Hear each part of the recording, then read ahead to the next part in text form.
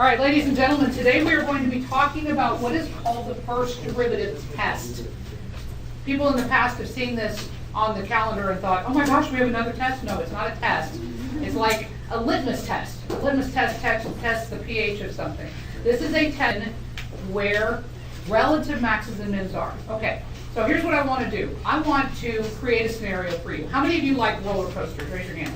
You like roller coasters, okay? Where are the best roller coasters you've ever ridden on? Who can tell me? Europe. Did I hear Europe?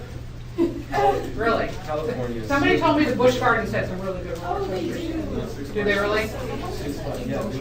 The emotional roller coasters. Okay. I was a roller coaster kid. I didn't like to get on roller coasters when I was a kid. It took my best friend a lot of arm twisting to get me on a roller coaster back in the day. I lived in the Dallas-Fort Worth area. Six Flags in Arlington was where I got indoctrinated to roller coasters. They're okay to me, but I'm just not real good with heights. But anyway, we're going to use a roller coaster as an analogy for what we're going to do today. Okay, I want you to picture a brand new roller coaster that's just being built that you're going to get to test.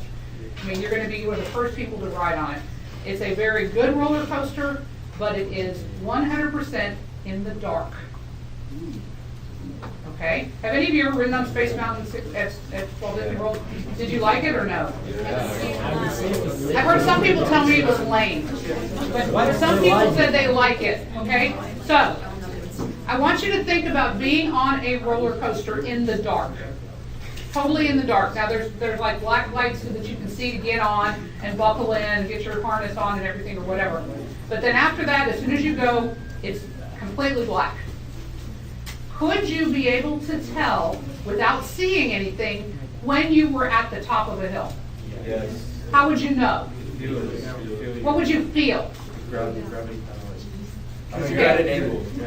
Okay, Manuel, what were you going to say? Like when you're at the very top, you like if you're at the back, you could, like the front's already going down, so it starts like. Yeah, you start pulling yourself forward. So when you're going up the hill, you're kind of leaning back a little bit. Then when you get to the top of the hill, you don't feel that pressure pushing on yourself. Then all of a sudden, what happens? You lean forward. So you can tell of the angle of the roller coaster that you've hit the top of the hill. Does that make sense? Can you tell when you've hit the bottom of the hill? Yes. How's that going to feel on your body? Which way are you going to be pulled at first? You're going to be pulled forward and then all of a sudden backwards. Okay? Now, what I want to think about now is the slope of the roller coaster itself. What is the slope of the roller coaster as you get to the top? What is it? Is it a positive slope or a negative slope? It's a positive slope until you get to the top, and then it would be a negative slope. So as soon as you know that, you don't think about it in terms of slope, but as soon as that slope changes, that's when you hit the top of the hill, right? Now what about the bottom of the hill? Does the slope change when you hit the bottom of the hill? Yes, it changes from a negative slope to a positive slope, okay? Now, remember that you're in the dark. Could you tell which of the hills was the highest hill of the whole roller coaster? The first one. Usually it's the first one. But, because they've got to get, there's no momentum pushing you. But if all the hills are about equal, maybe off by 2 or 3 feet, could you tell which one is the highest or the lowest? Probably not. Probably not. So we're in a situation of we're totally in the dark. We don't know which one is the absolute highest or lowest hill, but we can tell where the hills are. We can tell where the relative maximum is, the top of the hill, or the relative minimum, the bottom of the hill. What we're doing today is we're learning how to basically find those points in the dark of an equation. We have no graph to look at. When you look at a graph, if you look at a roller coaster, you go, oh yeah, that's the highest hill and that's the lowest hill. But if you don't have something to look at, you can't really tell all those details. So we're going to be looking at the relative maxes and mins using this thing called the first derivative test. And basically the first derivative test says if your slope is positive and then it's negative, you're at a maximum point. If your slope is negative and then it's positive, you're at a minimum point. Does that make sense? I mean, it's a logical thing. You think about it in roller coaster terms, okay? So we're going to write some things down, and then we're going to do a sample problem dealing with this first derivative test. Okay, first thing I want you to write down is that this is used to find local or relative max and min points, and in parentheses, usually on an open interval. Usually on an open interval. In other words, we don't know for sure what the endpoints are, so we don't have anything to judge it by. Okay, what we're going to do is we're going to take a sample problem, and we're going to do it the way we know how, what I call BC before calculus. Okay? Copy this problem down, and then we're going to talk about it and see if you actually know how to do it right now.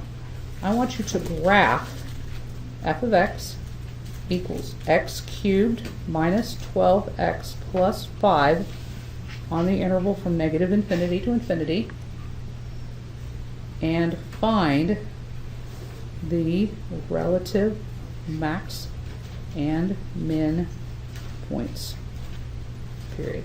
So go ahead and write that down. Graph that equation and find the relative max and min points.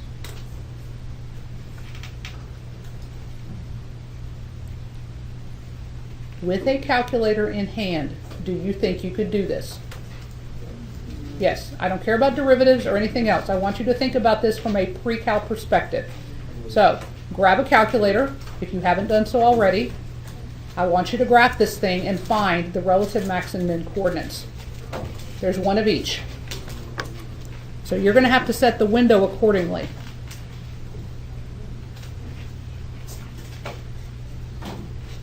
So I'm going to write this as the pre-cal method. I'll give you a minute to do that.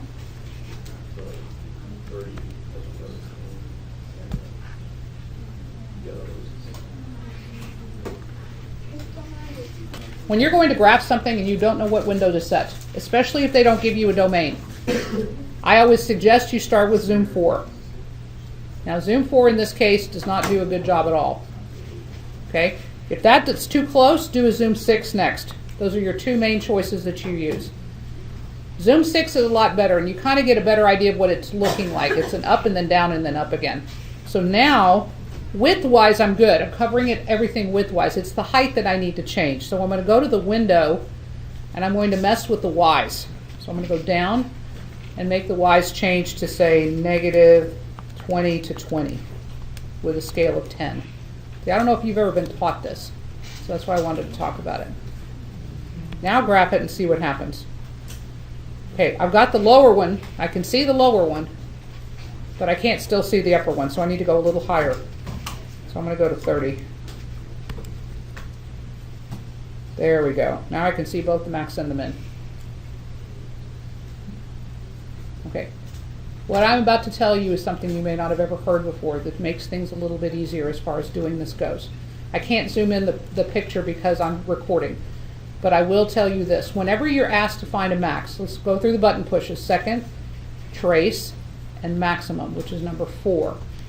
Anytime it asks you for a bound or a curve, actually a bound or a guess, you can always type in values. You do not have to scroll all the way over to where you want to go. What you can do instead is you can look at the graph and say, okay, it looks like the highest point's about x equals negative 2. So I'm going to say it's somewhere between negative 5 and 0. So I'm going to press the left bound. I'm going to just type in negative 5. And then it moves puts the arrow right there.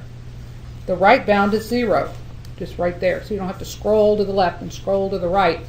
The guess is the one that's really helpful. I just type in, I think it's around negative 2. Push enter, and there it is. Finds it for you. If you have if you're on one side of the graph and you've got to go all the way to the other side of the graph, it's very helpful to just type in what you want instead of hold down the cursor to get there. So we have here that the relative max is at negative 2, 21. Okay, I'm going to give you a second to try the relative min, and go ahead and try the typing in the left and right bound and see if you can get it to work. What is the relative min coordinates? 2, what? Negative 11. Okay. Did everybody get that? Does anybody need more time? Okay. So, we got a picture in front of us. we've got a calculator. We can find the max and min easily. But today we're going to focus on how to do it without it. No calculator at all. So turn your calculator off, put it aside. We're done with the calculator. But we're going to write a few things down before we start it. So these are the things to remember as you do these problems. Things to remember. Letter A. The relative max occurs when f prime, or the slope, changes from, and I'm not going to finish the sentence. Not yet. Okay, think about the roller coaster. A max is the top of the hill. So f prime represents the slope. What is the slope changing from? What to what?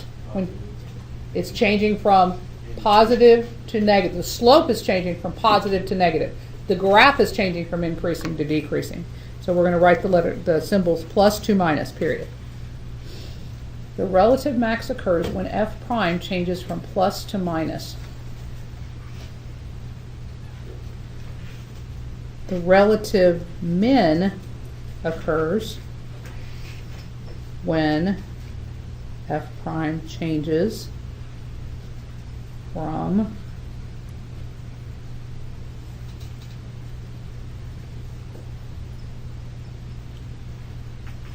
would it be those switched around for sure? Downward slope, negative slope to positive slope, and the answer is yes. Negative to positive, period. Okay. Final thing is that relative max and min occur only when two scenarios occur. Okay, I'm not going to tell you what those are just yet. We're going to kind of discover them. As you're on the roller coaster, coming up to the top of the hill, for that instant between where you go from going up to going down, what is the slope of the roller coaster at that point? 0. It is the slope of 0. So it only occurs when the slope is 0, when the derivative is 0, or, now this doesn't really work well in an analogy of a roller coaster, but a cartoon roller coaster maybe. Picture a roller coaster in the shape of a V, okay? You go up the hill, that's okay. What happens? You get to the top, you're going, you know, wiggly woggly, and all of a sudden you go down the other side. I wouldn't want to ride on that roller coaster. Bugs Bunny might ride on that roller coaster, but not me, okay? But that situation, the derivative doesn't equal 0 at the top of the hill. What does the derivative equal? Or what is the derivative? It does not exist. Okay, or f prime fails. So the only two places where maxes and mins can occur is when the derivative equals 0 or the derivative fails. Does that sound familiar? Have we been doing something where you have to test where the derivative equals 0 and the derivative fails? Yes. What is that called? What have we been doing with that? Finding what? It's on the board over there. What's the name of the worksheet? Absolute max and min. There you go. There you go. Because absolute maxes and mins are relative maxes and mins also. Okay? They are the highest, lowest point in their neighborhood. We talked about that the other day.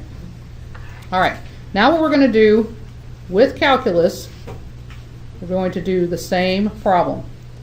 F of x equals x cubed minus 12x plus 5 on the interval from negative infinity to infinity. Find all relative extrema using the first derivative test. I'm abbreviating just to make it fit. Now we're going to pretend we don't have any idea what this graph looks like. No picture whatsoever. We're going to find the relative extrema, i.e. maxes and mins, using the first derivative test. Okay. The steps for first derivative test are 66% exactly the same as absolute max and min. Okay? You start out by setting the derivative equal to 0. Or you can write derivative equals 0 if you want to. Derivative equals 0. That's what we usually write. Okay, we've got to find our critical points. So we're going to take our equation, we're going to take its derivative. Derivative of x cubed is 3x squared minus just 12, right? Set that equal to 0. Is that an easy one to solve? Should be. Now, there's two different ways you can do it. You can move the 12 over, or you can factor it. If you move the 12 over, there's a strong possibility that you could lose an answer or forget an answer. If you factor it, you're probably not going to. So I'm going to factor it. I'm going to pull a 3 out. That's going to leave x squared minus 4 equals 0, and then you will get both of your answers. If you moved the 12 over and took the square root, you've got to make sure you put a plus or minus. Equals 0, so x minus 2 and x plus 2. Okay, do I do anything with this 3 when it's setting to equal to 0? So if I set 3 equal to 0, that's false. You just basically throw it away. And then you set the other one equal to 0, you get x equals 2 and x equals negative 2. Now, I told you in the past to always make sure that those are on the interval, but the interval is negative infinity to infinity. So in this case, all answers are valid. I have 2 critical points. Okay, so step 1, derivative equals 0. Step 2, same as before, derivative fails. Does the derivative fail? Okay. As soon as you write that down, come up here and look at your derivative. 3x squared minus 12. Does that ever fail? No. What would it have to have in order to fail? A denominator. Very good. And the denominator would have to have an x in it. This one doesn't, so the derivative does not fail. So we just put no and move on. Okay. There are no endpoints. Usually endpoints is next, is what your brain thinks, but there's no endpoints, so we don't use endpoints. The method that we use to do this is very similar to something we did when we did straight line motion. And move this up. We're going to use a sign chart to help us. Okay? We're going to use a sign chart. So what we're going to do is we're basically going to sketch out what the graph is doing based on its slope. It's kind of like if we were really nerdy people and we got off the roller coaster and we wanted to kind of figure out how the roller coaster went, where the hills and stuff were. This would be kind of the same thing. So what you're going to do is you're going to draw a number line. Arrows on both ends, and you're going to label it F prime, but below it on the next line you're going to write an F. We did this with velocity and acceleration on straight line motion way back when. Okay? So we have 2 critical points. Those are the 2 points that go on the number line, negative 2 and positive 2. We know that both of them have a slope of 0. So I'm going to write zeros above on the F prime line. Okay, so if those are the only 2 places where the slope is 0, then every other point has to either have a positive slope or a negative slope. Those are our only other options. Okay, so what I'm going to do is test and see, is this a positive slope area or a negative slope area? Same thing here, same thing here. The way we do that is we pick a number in between each of these, on these intervals, and we plug it into F prime because this is an F prime number line. So we're going to look, remember we did this before, we're going to plug it into the factored derivative. It's much that way. So taking negative 3, plug it in. The 3 is already a positive number. If I plug negative 3 in the first parentheses, what sign will it be? Negative 3 minus 2 is a negative number, and the negative 3 plus 2 is also a negative number. So a positive times a negative is a positive. So put a big fat plus sign right above the negative 3. That tells me that this is a positive sloped area. Okay? Between negative 2 and 2, pick a number. What do you want to pick? 0? Sounds good to me. Go back to here. 3 affected, that's positive. 0 in the first parentheses is negative. 0 in the second parentheses is positive. So 2 positives and a negative make a negative. Put a negative sign right there. Okay? Now go beyond 2, I'm going to use 3. Do the same thing. The 3 is already positive. 3 in the first parentheses is positive. 3 in the second parentheses is also positive. So that tells me that this is a positive area. All right, now, that's fine and dandy, but what does it mean about the roller coaster? If the slope is positive, which direction is the roller coaster going? Up. So we write that on F as increasing. So we draw an arrow up and to the right because that's the direction we read number lines. It's going up, not straight up, but up in an angle. And we always go to the right. Okay? Between -2 and 2, the slope is negative. So which way is the roller coaster going? Down. So we go down and to the right, like so. And then it's positive again, which means we're going up again. So when F prime is positive, F is increasing. When F prime is negative, F is decreasing. And we're increasing again. So from the arrows, can you tell who's the max and who's the min? It's pretty obvious, isn't it? It's pretty obvious. However, AP will not allow this to be enough justification that that's the max and that's the min. A sign chart is never justification. You've got to explain to the grader that you understand that because we have this sign change here, that's how we knew what the arrows were, that's how we knew it was a maximum. Okay, I'm going to show you how to write that out. But does everybody understand the correlation between the positive sign and the increasing arrow? The negative sign and the decreasing arrow. That's the important thing that you've got to understand. Okay, so I'm going to go to a new sheet of paper, but I'm going to keep this at the top of the screen so you can see it. Because I'm out of room here. So please write this down. Must write a sentence for each. ... Here's how they go. If, wait, I said that wrong. I messed up. Scratch that out. Since F prime changes from positive to negative at x equals -2, comma. Since I noticed that the slope changed from positive to negative at -2, I know there is a relative what? What is -2? A max or a min? Based on the arrows, what is -2? It's a max. Look at the way the arrows go. I'm going up a hill and then I'm going down a hill. I better be at the top of the hill, right? Relative max at x equals -2, period. Does that make sense to you? It's not something you really should have to memorize. You should be able to just look at the arrows and go, oh, that's a max, that's a min. Now, same sentence, except we change the plus and minuses places and we change this word to min. Since F prime changes from minus to plus at x equals +2,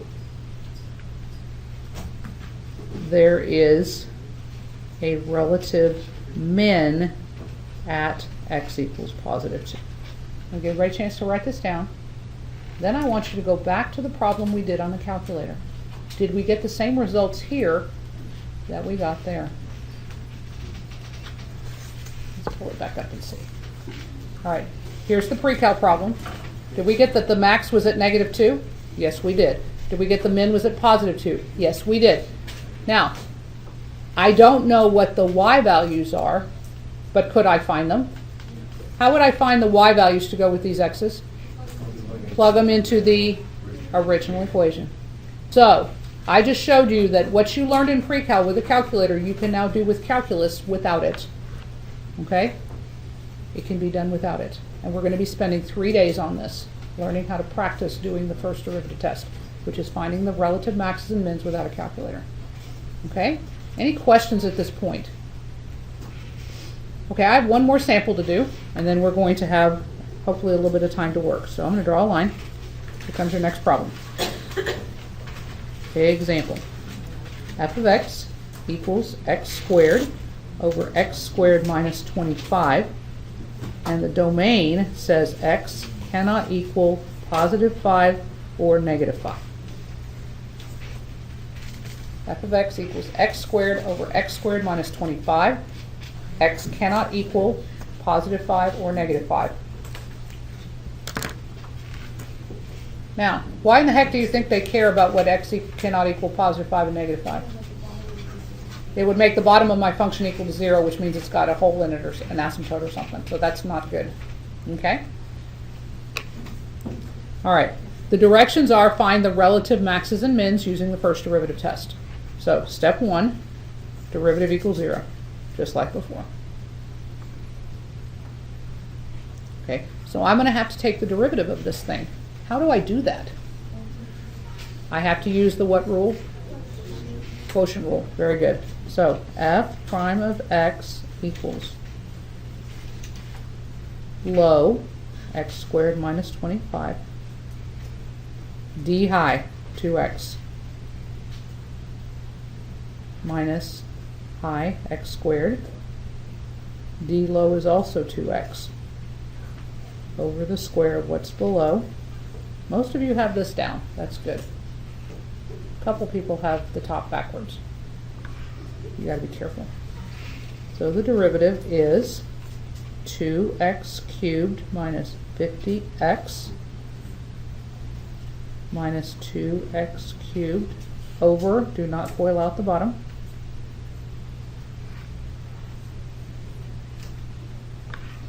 so now the 2x cubes cancel, so my derivative is negative 50x over x squared minus 25, the quantity squared.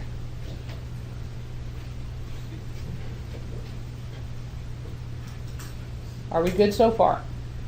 Okay with the derivative. So we're supposed to set this equal to 0 now that it's cleaned up. How do we do that? How do I set the derivative equal to 0? You set the numerator equal to 0. You can think of multiplying both sides by the denominator, which makes the denominator go away. So I'm going to move over here because it's a simple numerator. Negative 50x equals 0. So x equals 0. Okay? Critical point. There it is. I don't know why my squares dip down on the left. I can't make squares straight anymore. Number 2. What do we do second? You tell me. Derivative fails. Does the derivative fail? Yes? Does the derivative fail? Possibly. It's not, okay, the answers are usually no or maybe. Okay, you don't do a yes until you've already set the bottom equal to 0. It's either no or maybe. So this is a maybe because we have x's in the denominator. So we take that denominator, x squared minus 25 squared, set it equal to 0.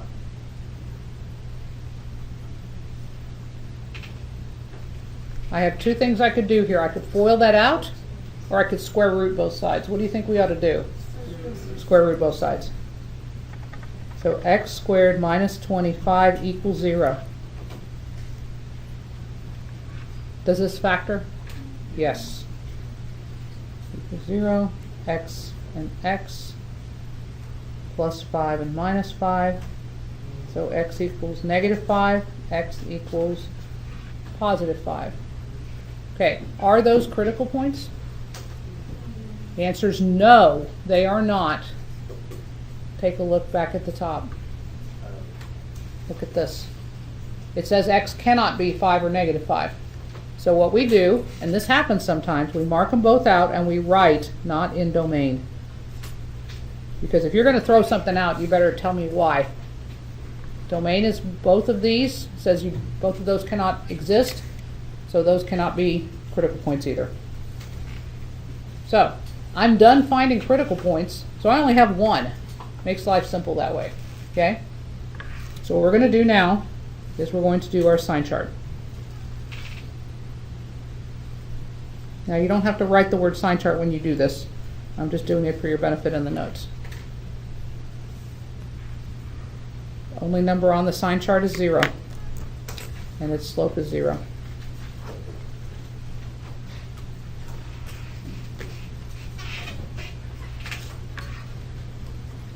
Okay, pick a number on either side.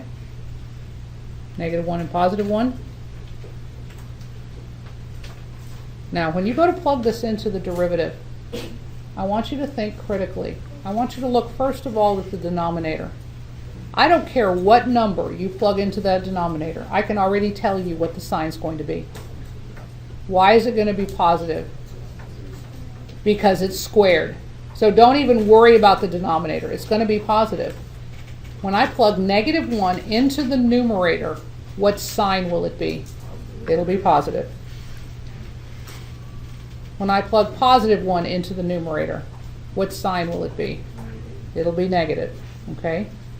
So that tells me that is f increasing or decreasing first? It is increasing. So draw your up to the right arrow, increasing. And then afterwards it is decreasing. Is 0 a relative max or a relative min? Relative max. Look at the way the arrows are going. That looks like the top of a hill, doesn't it, where the 0 is? Okay, so now we write our sentence that we know it's a max since f prime changes from plus to minus this time at x equals 0. There is a relative max at x equals 0. Period. We don't have to write a min sentence because there isn't one.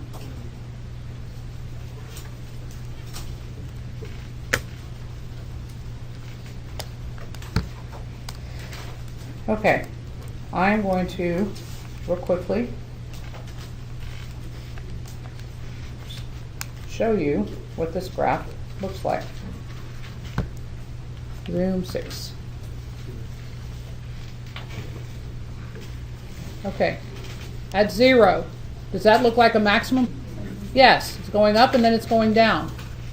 The other sides continue to go, this one continues to go down, that one continues to go up. What's happening at 5 and -5? What do you see? Asymptotes, exactly. Okay? So, graph kind of backs up what we've been doing.